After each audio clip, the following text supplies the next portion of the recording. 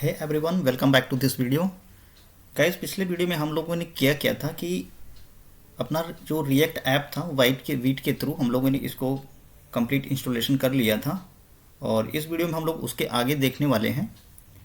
और इंस्टॉलेशन के बाद प्रोजेक्ट का जो फाइल स्ट्रक्चर है, तो फाइल स्ट्रक्चर को समझना था। ठीक है, तो सबसे पहले मैं आपको बता दूं कि जैसे ही हम लोगों ने प्रोजेक्ट क्रिएट किया था, तो कमांड प्रॉम्प्ट में, जैसे कि हमने कमांड प्रॉम्प्ट में यहाँ पर प्रोजेक्ट क्रिएट किया था, मैं अपने प्रोजेक्ट डायरेक्टरी में आ जाता हूँ। तो आप डेस्कटॉप पे आ जाना। ठीक है, यहाँ से तो यहाँ पर हम लोग थे। ठीक है, यहाँ पर हमने प्रोजेक्ट क्रिएट किया था, तो हमारा जो CMD था यहाँ पर था, यहाँ पर। ठीक है, तो आपको क्या करना है कि प्रोजेक्ट जब क्रिएट करने के बाद CD करके आपको अपने रिएक्ट एग्जाम्पल ऐप में आना है, CD करके, जैसा कि मैंने स्क्रीन में भी दिखाया हुआ है PPT में। यहाँ पर CD करके रिएक्ट एग्जाम्पल ऐप में आना है। ठीक है, एंड आफ्टर दैट हम लोग यहाँ पर आ गए।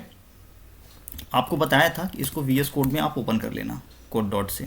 जैसे वो ओपन करोगे ये विजुअल स्टूडियो कोड का इस तरह का स्क्रीन आएगा।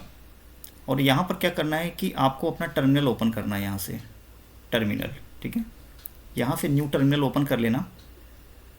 तो टर्मिनल ओपन करने के बाद आपको एक जो दूसरा कमांड चलाना है, वो चलाना है आपको npm i।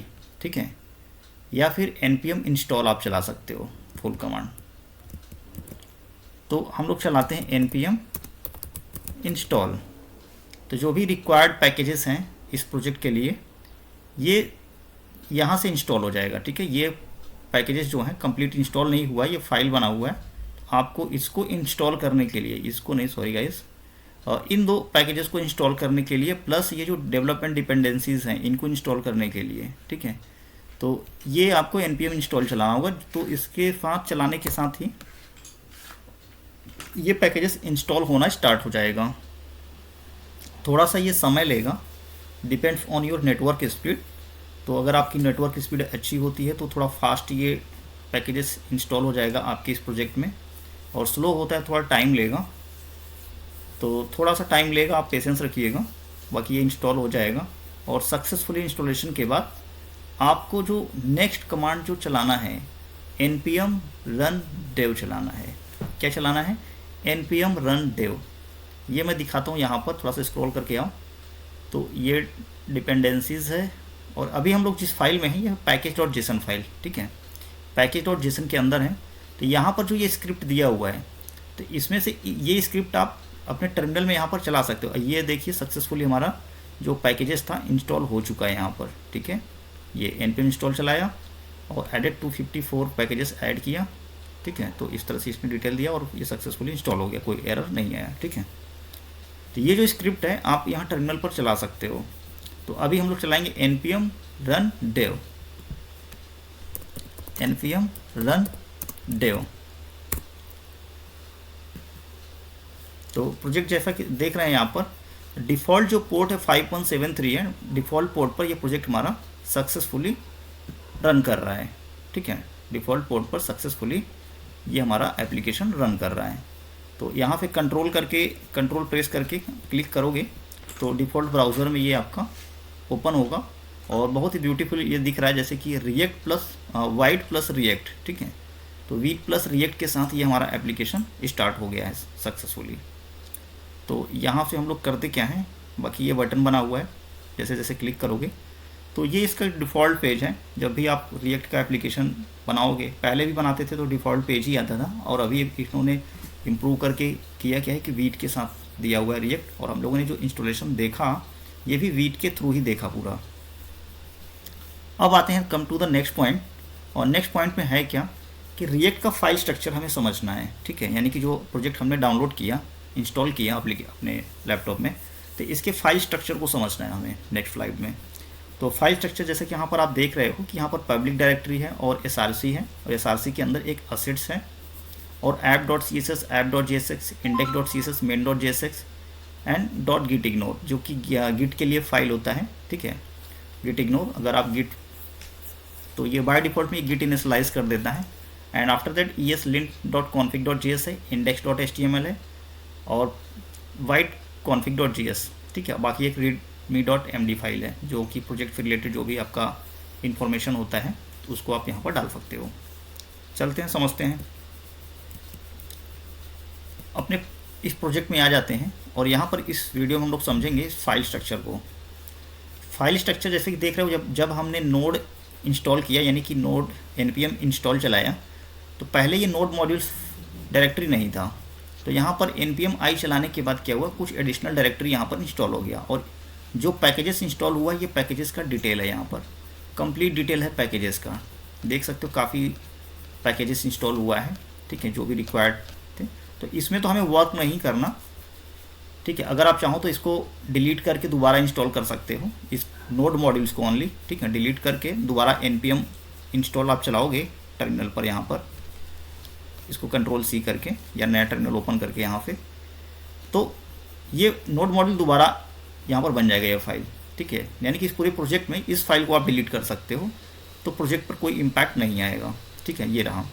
दूसरा रहा पब्लिक डायरेक्टरी।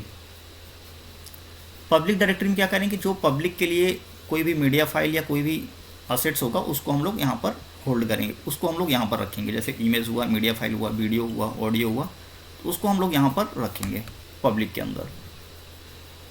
थर्ड है SRC। SRC के अंदर जब इसको एक्सपेंड करते हो हम, तो इसमें देखते हो असेट्स है, ऐप है, app.css है। तो असेट्स के अंदर हम लोग, जो असेट्स के अंदर कुछ यानी कि इस प्रोजेक्ट से रिलेटेड कुछ फाइल वगैरह यहाँ पर रख सकते हो, और पब्लिक के अंदर भी देखिए यहाँ पर रिएक्ट का रखा हुआ फाइल और यहाँ पर वाइट का रखा हुआ है, ठीक है। तो यानी कि दोनों, ये इस मेन जो हमारा SRC है इसका असेट्स है, ये पूरे प्रोजेक्ट का रखा हुआ है। यानी कि मीडिया फाइल हम लोग यहाँ पर रखेंगे पब्लिक के अंदर। या फिर दोनों को भी आप यूज़ कर सकते हो, कोई दिक्कत नहीं होगा, ठीक है। app.css जैसा कि अब नाम से लिखा हुआ app.css, यानी कि प्रोजेक्ट का जो एक ग्लोबल CSS नहीं कह सकते, यानी कि जो हमारा मेन कंपोनेंट है, ठीक है। यानी कि मेन कंपोनेंट जो हमारा मेन फाइल है ना, मैं फाइल स्ट्रक्चर समझाता हूँ आपको, यहाँ से थोड़ा ऐसे समझोगे थोड़ा सा ज़्यादा इजी रहेगा। पूरे प्रोजेक्ट का हमारा एक index.html है, index.html, सिर्फ ये, ठीक है। ये जब HTML पेज हमारे ब्राउज़र पर लोड होता है, तो यहाँ पर एक दिया हुआ रूट ID, ठीक है। ये रूट आप इसको नोट कर लो। ये प्रोजेक्ट चला और ID क्या दिया हुआ है, रूट। अब ये जो रूट है, इस रूट को अगर आप देखोगे कहाँ पर, तो main.jsx में, तो यहाँ पर देखो ये दिया हुआ है गेट एलिमेंट बाय ID। ये जावास्क्रिप्ट का एक कोड होता है किसी भी एलिमेंट को टारगेट करने के लिए ID से। तो ये यहाँ पर टारगेट करके इसको इंजेक्ट करा रहा है, किसको, इस मेन के अंदर किसको इंजेक्ट करा रहा है, ऐप को, ठीक है। इस ऐप को इंजेक्ट करा दिया यहाँ पर, ठीक है। ये देखो ऐप, ये ऐप यहाँ पर इंजेक्ट हो गया, यानी कि यहाँ पर इसको रेंडर करा दिया है, ये हो गया। और ये पूरा का पूरा जो हमारा क्रिएट रूट है, यानी कि ये हमारा जो main.jsx है, ये हमारा रेंडर हो रहा है कहाँ, रूट के अंदर। और रूट कहाँ है हमारा, index.html में, यहाँ पर, ठीक है। तो ये file main.jsx, app.css and app.jsx, ये हमारा जो यहाँ स्क्रीन पर जो रेंडर हो रहा है पूरा का पूरा यही पार्ट है, ठीक है। ये पूरा रेंडर हो रहा है। बाकी आप लोग प्रोजेक्ट में इसको ज़्यादा बेहतर तरीके से समझोगे जब हम लोग प्रोजेक्ट करेंगे। बस ये लगा लो कि 70-80% या 90% वर्क हम लोग इसी SRC डायरेक्टरी के अंदर करने वाले हैं, ठीक है, और भी कहीं बाहर नहीं जाने वाले। बाकी ये गिट के लिए होता है, जब भी आप गिट इनिशियलाइज करोगे तो बाय डिफ़ॉल्ट कोई फाइल अगर गिट पर पब्लिश नहीं करना है, शेयर नहीं करना है, तो इसके लिए .git ignore फाइल बना देते हैं। तो जो कि प्रोजेक्ट जैसे इनिशियलाइज किया तो इसने बना दिया, और इसमें कुछ फाइल या डायरेक्टरी मेंशन किया हुआ है कि किसको हमको पब्लिक या शेयर नहीं करना, ठीक है। उसको यहाँ पर मेंशन किया हुआ डायरेक्टरी को। इसको गिट में हम लोग ज़्यादा समझेंगे बेहतर तरीके से गिट जब पढ़ेंगे तब। EFLint config.js जो है, ये भी कुछ कॉन्फ़िगरेशन फाइल होल्ड करता है, डेवलपमेंट से संबंधित कुछ फोल्डर किस तरह से कॉन्फ़िगरेशन है, तो इसको हमें भी टच नहीं करना। बाकी ये रिएक्ट का बेसिक कॉन्फ़िगरेशन फाइल है, ठीक है। यहाँ पर भी स्लाइड में भी आप देख सकते हो, जो ESLint is widely used in react app to ensure consistent coding style और कैचिंग एरर्स। तो कॉन्फ़िगरेशन फाइल है कुल मिलाकर के, ठीक है।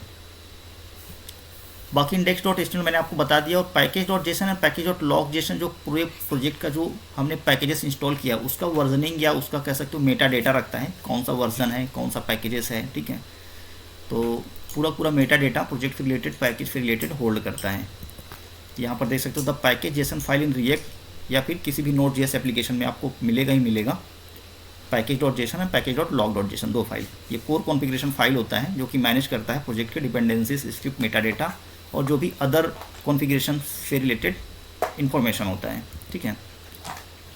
रीडमी एमडी आपके प्रोजेक्ट से रिलेटेड आप अपना कुछ डॉक्यूमेंटेशन यहाँ पर कर सकते हो, अपना सेल्फ डॉक्यूमेंटेशन। और बीट कॉन्फिग डॉट जेएस जो है ये आपका प्रोजेक्ट में ये भी एक तरह से कॉन्फ़िगरेशन फाइल होता है डेवलपमेंट से संबंधित। और बिल्ड प्रोसेस जो हम लोग बनाते हैं, बिल्ड प्रोसेस या रन करते हैं प्रोग्राम को, तो उस टाइम ये इसका मेन रोल होता है यहाँ पर, ठीक है। तो वॉइड के थ्रू ही हम लोगों ने प्रोजेक्ट को, वीट के थ्रू ही हम लोगों ने प्रोजेक्ट को इंस्टॉल भी किया था। और ये पूरा प्रोजेक्ट का ऑब्जर्व करता है परफॉर्मेंस और किस तरह का कोडिंग स्टाइल आपने यूज़ किया है, किस तरह के जावास्क्रिप्ट आपने यूज़ किया है, तो उसके हिसाब से प्रोजेक्ट का बिहेवियर ये फिक्स करता है, ठीक है। तो ये पूरा का पूरा रहा हमारा एक ओवरव्यू रिएक्ट के फाइल स्ट्रक्चर से संबंधित। बाकी फाइल स्ट्रक्चर पर ज़्यादा अभी फोकस करने की ज़रूरत नहीं है।